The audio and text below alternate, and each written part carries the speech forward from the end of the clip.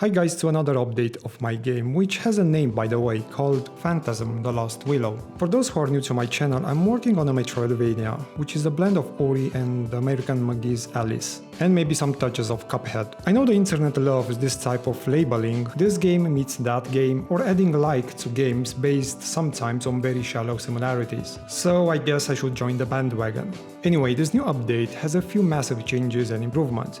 As you can see on the visual side, I changed the art style again. It's not like the old one wasn't fine, but as I went down the rabbit hole unintended, it felt only natural to integrate some of these influences as my skills evolved, and I was pulled in many directions. That being said, one useful tip when it comes to creating high detailed assets is never use that asset only once, but create multiple variants of it. For example, these trees are essentially the same tree. I change and modify to create more versions. The same thing applies to pretty much all assets. Hell, sometimes I even mixed assets together in order to create new ones. Another addition to the game are slopes. I know these have rather a bad reputation, since can be rather tricky to implement, but I had to try it anyway. Considering the new art direction and the hand-drawn assets, it felt only right for the environment to have more organic platforms rather than just straight. There are a few other things that I tried but ultimately failed. For example, I kinda tried to make the game from 2D to 2.5D. This blend of 2D and 3D was rather tempting, and I had to experiment a bit and see how it goes. The pipeline I'm using in Unity is 2D URP, which is all fine and dandy and offers a wide array of tools, especially on the lighting side. For example, the lights you see on the trees slowly moving were created using this pipeline. Unfortunately, this framework doesn't allow me to use 3D assets or import them, so I had to switch to 3D URP.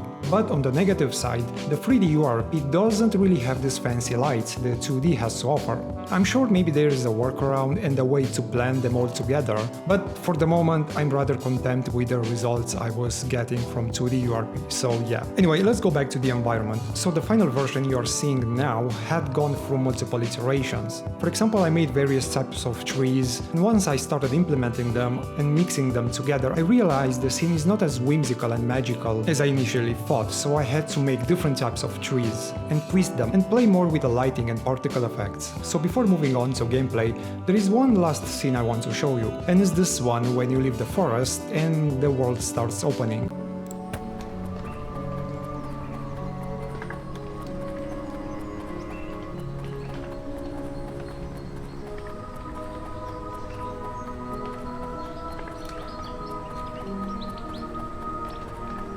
One particular effect I try to fake here is the shadow clouds leave on the ground when they move. It's rather subtle and mostly can be seen when standing still. I don't know, I kind of like it, but I might change my mind later. This whole open scene went through multiple iterations as well, and I'm still not 100% happy with it. I mean, I really like the clouds and the depth it has, I don't know, but there's something missing. Anyway, I can't waste any more time just playing around, so I have to move on to other things, like gameplay. So here are multiple changes and improvements I made as well. For example, the particle effects the player is shooting, at the end they kind of disperse. Next, I also have to make like more types of weapons. I mean, I'm planning at the end to have at least like a dozen, so yeah. Adding enemies to the scene was something I was really curious and see how all blends together, and I think it works pretty well.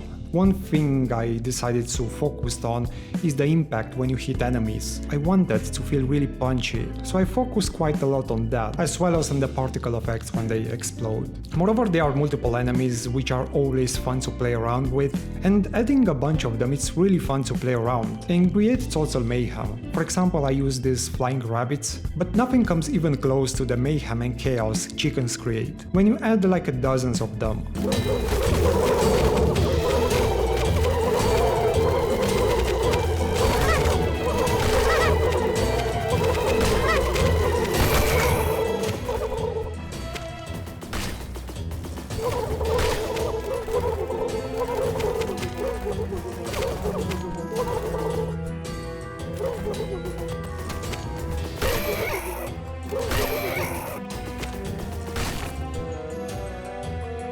Now before leaving, I want to add a few more things. For example, you can follow me on Instagram. This project I'm working on has finally a page, so now you can follow me and see link in the description. I'm also planning to make an Indiegogo page since Kickstarter is not available in my country, and I'm curious how that would go.